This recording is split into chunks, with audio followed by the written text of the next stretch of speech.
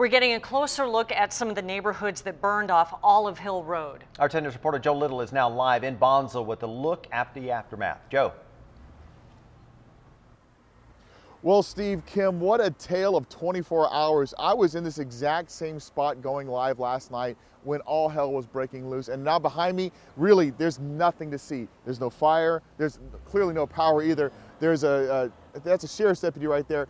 Behind there, in the darkness that you can't see, they're fixing one of the cell phone towers, which would be fantastic for all the people out here, emergency workers and the media out here. We're having a hard time getting video back to our station down in San Diego because there's no signal out here. We have to drive out the ocean side and send our video there, then drive back in to get this coverage for you.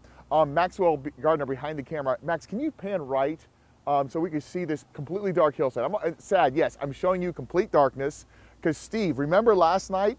This was that hillside that looked like it was covered in lava. Yes. It is completely out tonight. There's no hot spots. Maxwell and Matt Boone have been out here all day. Maxwell told me that they've not seen any flames, if anything, in the coverage that they've had. So that's all dark. Last night, it was hot. It was extremely hot out here. And yeah, now it's cold. I'm literally freezing out here in this jacket.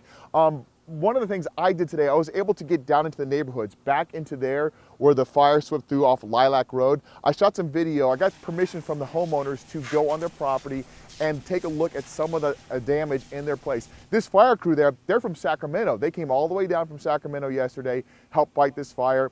They were putting out some of the hot spots, and you can just see how much damage this fire did to some of these homes. I saw 4 homes in a row that were destroyed, completely leveled, but then a house right next door untouched. This house in particular, which we will show you some more, we'll introduce you to the owners in the 6 o'clock hour, but this home in particular, it was completely destroyed, but all the landscaping around it untouched. In fact, there was outbuildings, the patio was untouched, just the home itself burned down, which sort of is an example of how insane this lilac fire has been.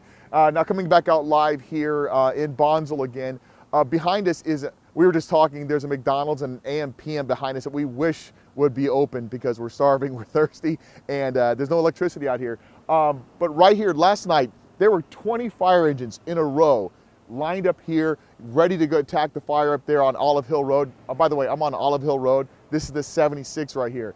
It is a much different story out here right now. This was ground zero around 6 o'clock last night. Embers were flying over our head. Huge embers, small embers. It was glowing, it was hot. And now tonight, it's a different story.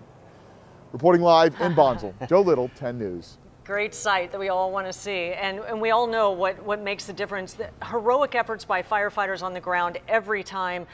Unbelievable work by them. But when the winds cooperate and they can get 19 helos fighting that fire and 7 air tankers on it today, that's the kind of difference you see when that air attack starts. And so good to see that difference that Joe was talking about. All right.